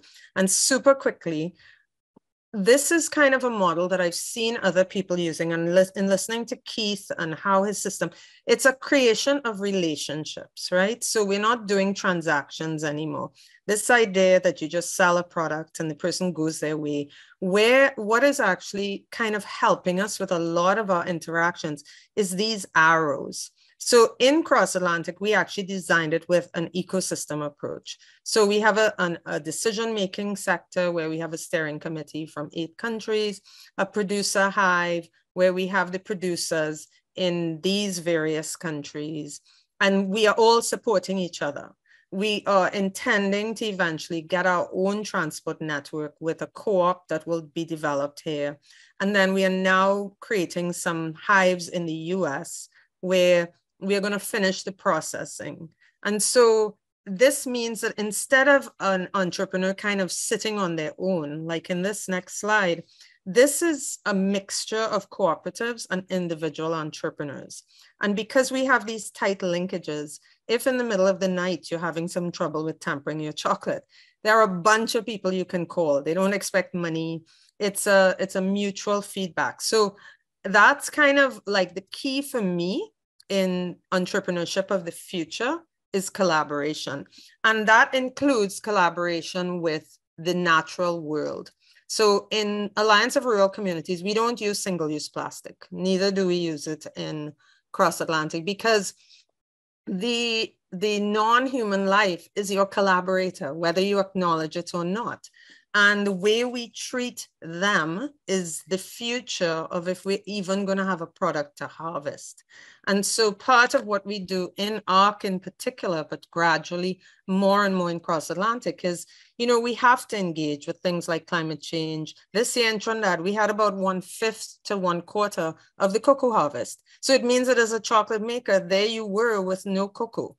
So the whole concept of collaboration, including the spaces where you're producing your inputs, a closed loop supply, which is what we use, is really the direction we see of things going forward. So if there's nothing else you remember from what I said here today, what I would say is that this is the time to improve how you collaborate, because you are not going to just be able to do it just like that. You're going to have to build your skills and start trying to collaborate with other people in a similar, get rid of this competition idea. We got to collaborate to get our sectors to work well, especially if you're doing work in the global South. Thank you very much for these words. Don, please. Yes, thanks for the follow-up. But just following up on Gillian's last point. As an entrepreneur, you really don't want to be, I made a point that you really don't want to be in too many sections of the value chain. You really want to, you have an area of skill, you have an area of specialty, whether it's marketing, whether it's processing, whether it's even farming. And it's very difficult for us to be as processors, trying to solve farming problems for our raw material supply. And so I, even though started off with a vision of being able to procure my products either locally or regionally, I found myself now having to import from the wider hemisphere. And from what I can observe, the agricultural sector here is continuing to get more and more difficult for those of us who depend on it for raw materials for production, for processing and for marketing. So I do not know if the powers that be can, because I'm not hearing any explicit planning from the public sector with the agro-processors in mind. You're leaving us to depend on whatever little pawpaw, and a little pepper, and a little, I don't know, mango. There is no explicit planning that I have known or I have heard of. So I don't know if you can use your good offices. I mean, Gillian did mention that, you know, of course, there needs to be a collaborative approach between us as agro-processors or agro-processors to say, listen, maybe to make an approach to the public sector to say, yo, this is the assistance we need to make sure that we have the kind of quantities of and quality of raw material that we need. But that has been a definite hindrance in my growth as the prices are just, you just can't compete with the prices. If I do any traveling to Latin America or so on and compare with agro-processors who are in my business, the cost of their passion fruit or the cost of their orange, we pay 5, 6 times more in the Caribbean than we would. So there's no we can't compete. It's difficult to compete unless we go, you know, chemical fake thing and try to do a little thing. So that would be one area that I would want to just highlight, not really to deter any agro-processors, but just to highlight maybe what Gillian is saying, that we do in fact need to come together as agro-processors and make our voices heard in terms of our needs. I know there are a couple of organizations locally, whether it's the Chamber of Commerce or the TTMA, but I don't know there's an agro-processing association. I'm not sure. I know there used to be a Trinidad and Tobago Agribusiness Association, but I don't know that is functioning the way it should function now. But a plea to my other processors, if you're out there, entrepreneurs, let us link up and see if we can make a submission for the agri sector, the public agri sector, to take us into consideration in the planning of the sector. Thank you. Yes, a very, very good points, Don, having worked many decades now with the Caribbean and so on. Indeed, the competitive markets is still a big problem. The infrastructure, even, you know, the regional markets, you just don't have even shipping companies that do that, let alone external. So you have some things that you rightly said, and perhaps it wasn't stressed enough today on the policy side. There is some investment there to just make SMEs and entrepreneurship viable in a sense. So Ricardo, do you have something to add? And then Keith, quickly, thank you. Yeah, I mean, I totally agree. I've been an entrepreneur for over 20 years, and I've started and exited probably about 8 companies, including owning a franchise and so forth. And technology is sort of my core focus in terms of building systems for different kinds of clients. One thing that I would have to agree with is that of community. Tomorrow's entrepreneur really is going to be built on community, and that's a key element or attribute to really creating success. Here in the United States, one thing that we're seeing in terms of just consumer trends, it's really just this sort of herd mentality where people really want to follow a community. People really want to connect at the heart of what's making a difference in various parts of the world. The United States is not the only country in the world, and it is obviously a very productive and very prosperous nation.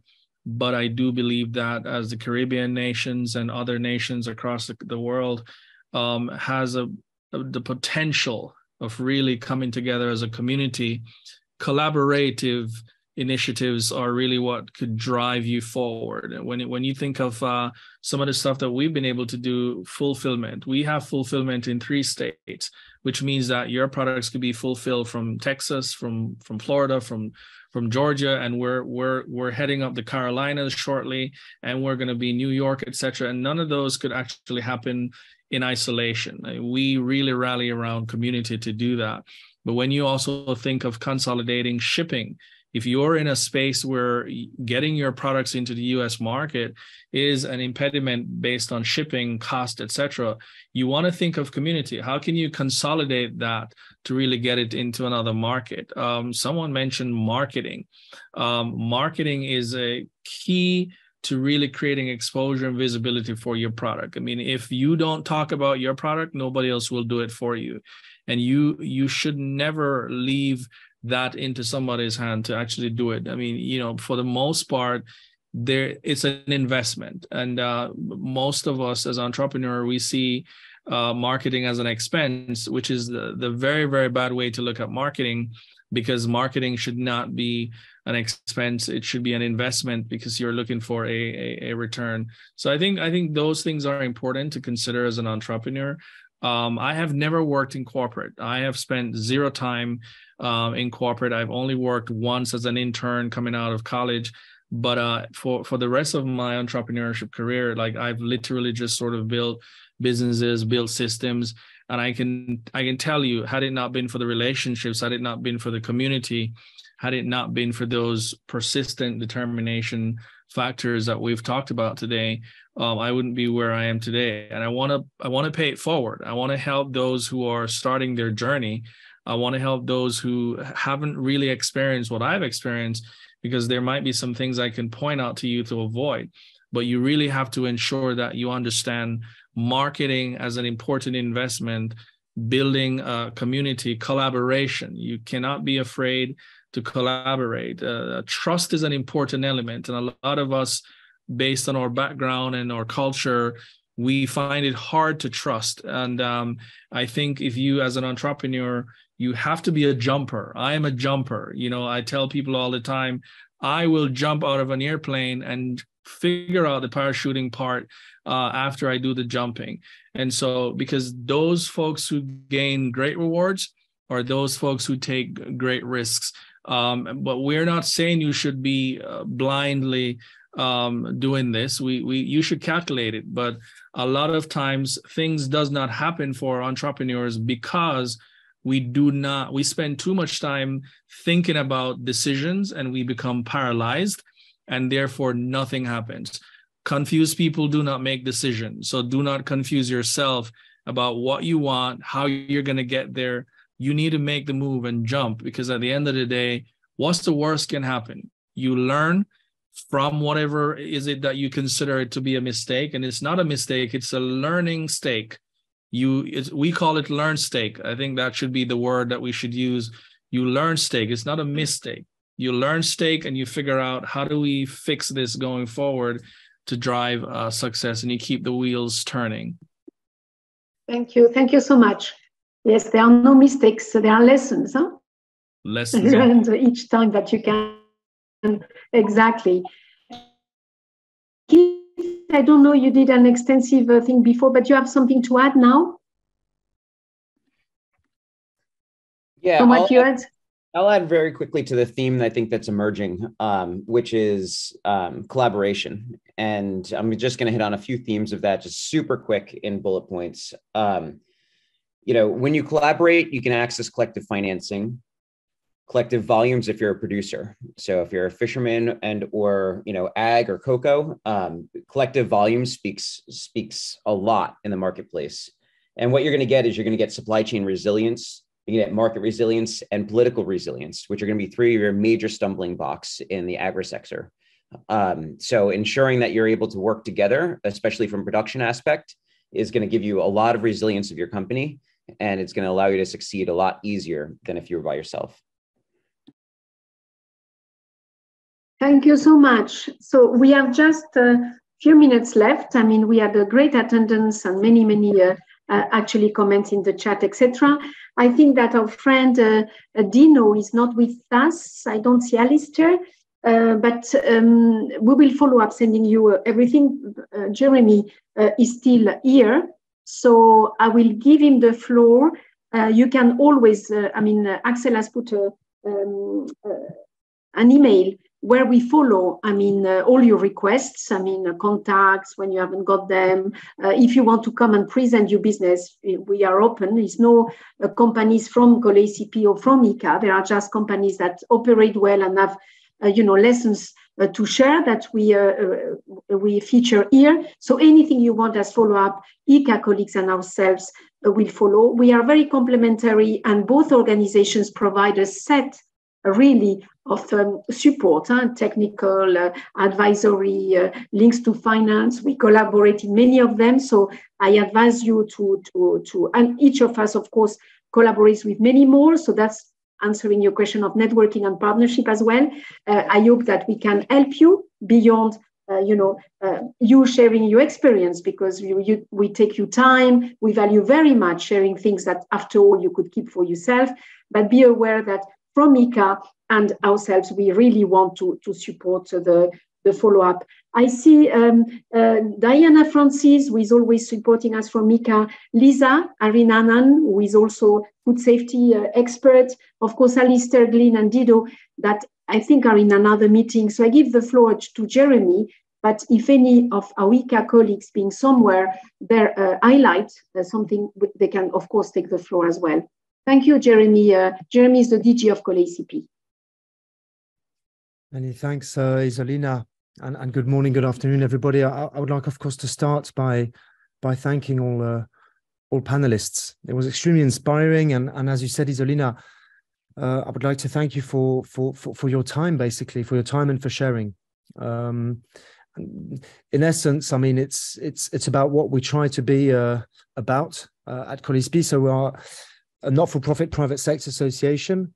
I say COLEACP, it's soon to be co-lead, basically, committee linking entrepreneurship, agriculture, development from January onwards. And as a private sector association, our members and companies involved in the agri-food sector, production, processing, trading, exporting, importing levels, all share in common, basically, this idea that the agricultural sector could and should be playing a greater role in achieving sustainable development goals.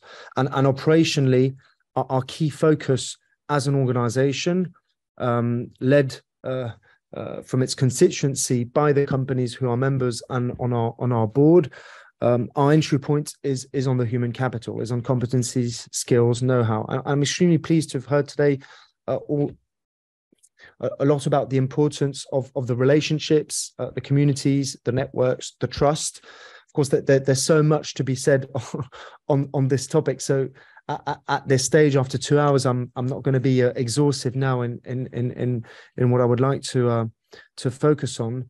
But beyond, I would say, of course, what we try to offer ourselves and other organizations in terms of what can be called entrepreneurial skills, including technical skills. Of course, we want to be able to do more in terms of creating the spaces and the conditions for also more peer-to-peer learning, sharing, and potentially leading also to autonomously some new business opportunities between yourselves, but also create this space for entrepreneurs and leaders such as yourself to maybe, and of course this is not mutually exclusive, but having this idea of always having this sense of also being able to feel to belong to a community, to be able to share in some cases, some situations where leaders or business managers, you feel alone, because it can be very lonely sometimes. It was mentioned, it's a lot of hard work, taking risks, and you don't always have in your direct environment especially in small businesses, the people you can directly exchange with on some of the issues, simply because so some of those people are too directly involved in your activities. So to have kind of some peer-to-peer sharing, learning, and to have this sense of not being alone in that journey. I would like to thank, of course, our colleagues from IICA and more broadly this collaboration. We want to be able to do more, and it was referred to, and I think especially during Gillian's last intervention, the kind of changing environment we are in, the kind of overall disruptive environment we're going through, with an acceleration of change. And one of the angles, of course, beyond growing people, beyond all the typical, I would say, types of skills on marketing, finances, human resources. One of the angles is we are taking when it comes to supporting business management, business development, is on change management and driving change. And there are, of course, commonalities of driving change, no matter the type of organization you're dealing with, being a private sector MSME, an actor from civil society, being in charge of a research center or whatever. So this driving change, being capable of continuously reassessing the business model, readapting. This is something that we're trying to work on in terms of developing core agility, core flexibility in today's extremely disruptive environment. And disruption probably is becoming where disruption is the norm. So without further notice, I would like to thank again all those of you who've been presenting, all those of you who've been attending IICA, and we'll be looking forward to organizing future sessions. The link has been shared in the chat on the applications for support through our programs, which can be sent to us. Please bear with us. We're receiving a lot. So close to 450 individual entities have been contacting us during the past 3-4 months. So that's on a basis of between 5 and 10 per day. So we will get back to you, even if sometimes it takes a bit of time. But we are at the moment dealing with a lot of demands. Thank you for bearing with us. Thank you again for your commitments. Good luck with your professional endeavors. Thank you. Isolina, back to you. Yes, thank you very much, Jeremy. I ask Alistair, which I see in the list, if he wants to say something, or IICA. If not, we will just continue exchanging. That's just one. It's just one part of the path. But thanking you very much for all your time. I hope you will benefit from IICA, from COLEACP, that we will work closer, be in training, be in technical assistance, be on the trade fairs we organize as well in any part. But don't hesitate to reach us if you need any support. And we will, of course, be sharing all the PowerPoints, the contacts you need, and any other in the email we put together there. So don't hesitate. Thank you again very much. And well, we just finished on time today, because normally we give a hard time to the interpreters. So I think we will be forgiven for the many extra time before. And yes, keep well, and we just stay in touch. If I don't see anybody again from IICA wanted to say something. Okay, so keep well. Thank you to African colleagues as well, and of course all the others all around the world. But I see that yes, there are many common agendas. Is entrepreneurs across continents. So it's a very nice. Keep well. Bye-bye. Isolina, before we wrap up, I know there was a question in the Q&A, but it was in French. I'm not sure. It was directed to me. I'm a little challenged with my French, so I'm not sure if you. Let me see quickly. Axel, did you see that one? I think it was Narcisse.